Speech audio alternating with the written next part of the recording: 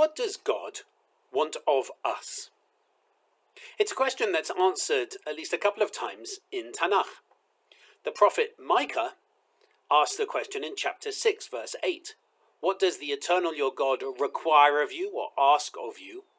The answer that the prophet Micah gives is to act justly, to love mercy, and to walk humbly with your God. And that's quite a lot. In some sense, that's three things that God asks. In this week's Torah portion of Ekev, we have the question that is asked of the reader. It's a rhetorical question, which is a really interesting thing to happen in Torah. And now, O Israel, Ma Adonai Elohecha sho'el me'imach. What does the eternal your God ask of you? And ask or require or demand, it's a really interesting verb.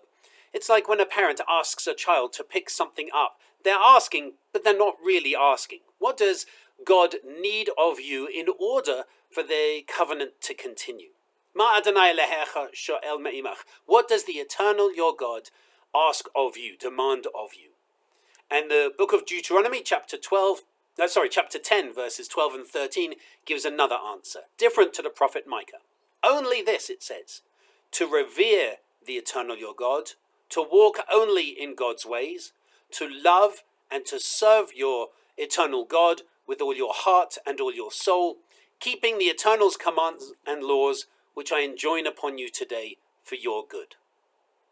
Well, if you thought what the prophet Micah was asking, to love, to act justly, to love mercy, and to walk humbly with your God, if you thought that was a lot, the book of Deuteronomy, which is really very interesting in many ways as it relates to the language of Deuteronomy, particularly to love God, to fear God, to walk in God's ways, it asks much more of us. And in some sense, this is perhaps my favorite part of the whole of Torah. Firstly, because it asks the reader a question, and that just immediately stands out as something very different. But also because it says God asks a lot. And that's okay. God asks for a life commitment. Just as God commits to us in relationship, so we commit to God. In some sense, you can compare it to being a parent or to being a loving partner. As soon as you are a parent, you're always a parent. Whether you're a good parent or a bad parent is different. You're always a parent. And so once you're a parent, you need to always be a good parent or strive to be a good parent. And similarly, when you're a partner, you strive to always be a good partner, not just when you're in your home, but also when you walk in the street, when you lie down and when you rise up. In other words, all the time. Even if you can't see your partner, even if you can't see your child, you want to be the best partner or parent that you can be. And so similarly in relationship with God, God asks of us, not just on Shabbat, not just on festivals, but all the time. That God asks us to revere God, to walk in God's ways, to love God and to serve God with all your heart and all your soul, and to keep God's commandments. And Midrash understands that this is a big ask. Midrash Tehillim has an interesting story in which David says to God, I only ask one thing of you, God, which is let me sit in the house of God all the days of my life. And God responds, you're actually asking a lot there. You're asking for many things there.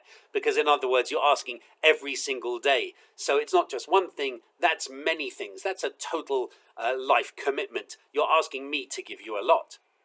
And so God says, you're asking too many things. David replies to God, okay, but you implied that you were asking for one thing here in this week's Torah portion. But you were in fact asking for many, because you said, only this do I ask, this singular do I ask, and then you list off multiple things in the plural. And so we have a really interesting humorous exchange in Midrash between David and God. And the idea is it's bringing out the fact that what God asks of us is many things, but in essence, it's all one thing. And all that one thing is living with God. And so, for me, one of the reasons I really love this week's Torah portion of Ekev is because it's saying to us, it's all one. What God asks of us is to lead a godly life, is in everything we do to bring God into that thing. If we're sitting down to have a meal, let's bring God in by saying blessing before or after the meal. If we're going to study Torah, let's bring God in. If we're going to have a conversation with someone, let's bring God in. I mean, you've got to be careful with whom you're talking. That may ruin the conversation, or it may elevate the conversation. In other words, living a life with God. And it's interesting because a lot of people sometimes get very embarrassed by talking about living with God. But I don't think there should be anything embarrassing about that at all, actually.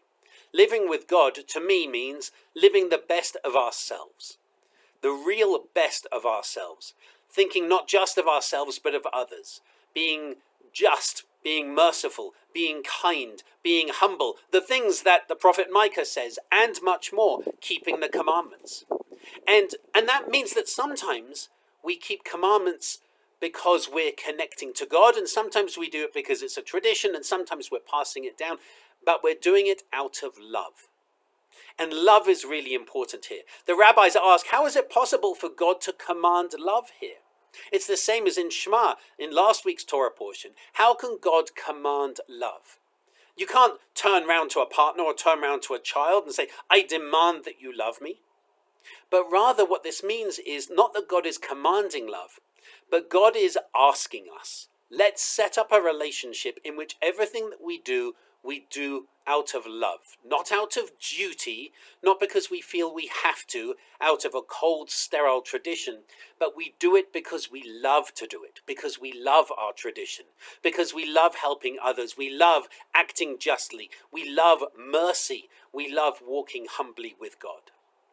And so this week's Torah portion really helps us emphasize on the importance of love, on the importance of loving our neighbor, of loving God, of loving the world around us, and feeling responsible as a result of that love.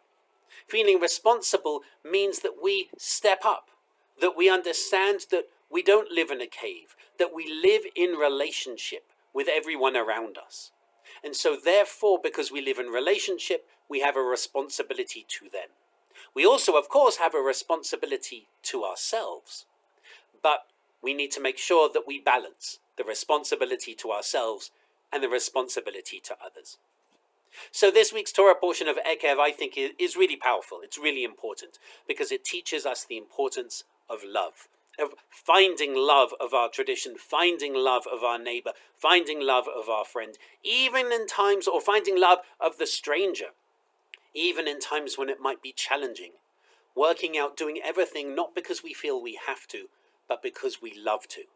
Judaism is a religion of love, of profound love of neighbor, love of stranger, love of God, love of the world around us. So this week's Torah portion really reminds us of the importance of love. I hope that you'll be able to join services and Torah study this weekend, this Shabbat. I unfortunately am not able to. I have to deal with a personal matter.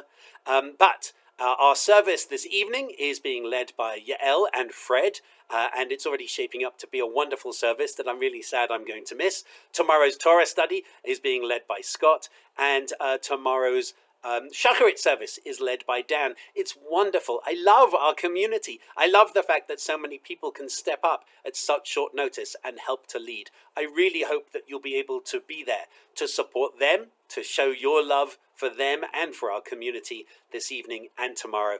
And I hope to see you soon and wish you Shabbat Shalom.